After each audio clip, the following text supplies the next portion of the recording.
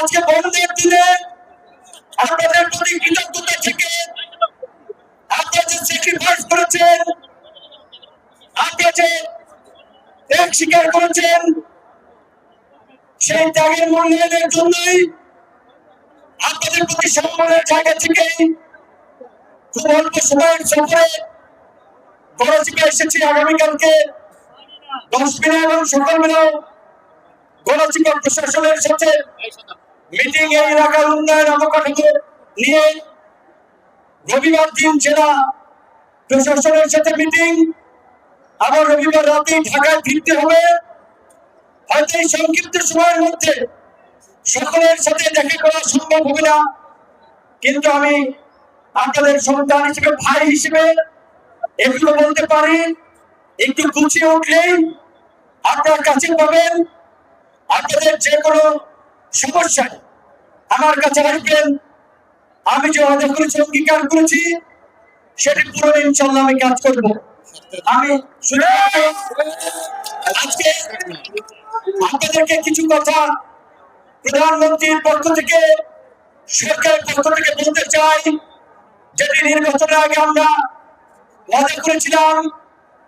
দল মত রাজনীতির মধ্যে থেকে এই গণচিপা 10 মিনিট উন্নয়নে, এই গণচিপা 10 মিনিট একটি নতুন পরিবেশ তৈরি করার ক্ষেত্রে সকলকে নিয়ে আমরা কাজ করব।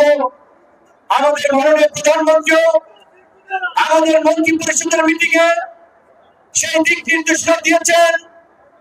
সরকারের যে সামাজিক সুরক্ষামূলক বিভিন্ন কার্যক্রম আছে, সেখানে যেন প্রকৃত অসহায় দরিদ্র মানুষ যেন সুবিধা পায়, সরকারি অফিস আদালতে যেন মানুষ ঘুষ এবং দুর্নীতি মুক্ত সেবা পায়, প্রশাসনকে জনগণের দোরগোড়ায় নিয়ে যাওয়া, জনগণের জন্য কাজ করার জন্য ডেডিকেটেড করা, ইনশাআল্লাহ আমরা বিশাল দিক নির্দেশনা এবং আলাপ আলোচনার মাধ্যমে আমরা সেই পরিবেশ তৈরি করব।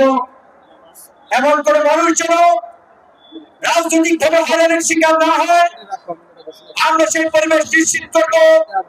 আমাদের নির্বাচনী কমিটমেন্ট অনুযায়ী ওই চরের জমিতে যেন কেউ জোর জবরদস্তি করে দখল করতে না পারে, কৃষকরা যেন তার মালিক হয়, হাট বাজার লঞ্চ ঘাট খেয়াঘাটে মানুষকে জিম্মি করে যেন অতিরিক্ত টাকা আদায় করতে না পারে। আপনারা দেখেছেন ওই আমচলার তরমুজের ঘাট আমরা হরিদেবপুর উন্মুক্ত করে দিয়েছি। কোন ব্যবসায়ীর কাছ থেকে রাজনৈতিক পরিচয়ে কেউ যেন চাঁদা, অনৈতিক অবৈধ সুবিধা না নিতে পারে। আমরা উপজেলা প্রশাসনকে, থানা প্রশাসনকে সেই নির্দেশনা দিয়েছি। প্রধানমন্ত্রীর অভিজ্ঞতা অনুযায়ী মাদক এবং জুয়ার বিরুদ্ধে প্রধানমন্ত্রী প্রশাসন এবং জনপ্রতিনিধিদেরকে কঠোর পদক্ষেপ নেওয়ার নির্দেশ দিয়েছেন। আমরা জেলা উপজেলা প্রশাসনের সাথে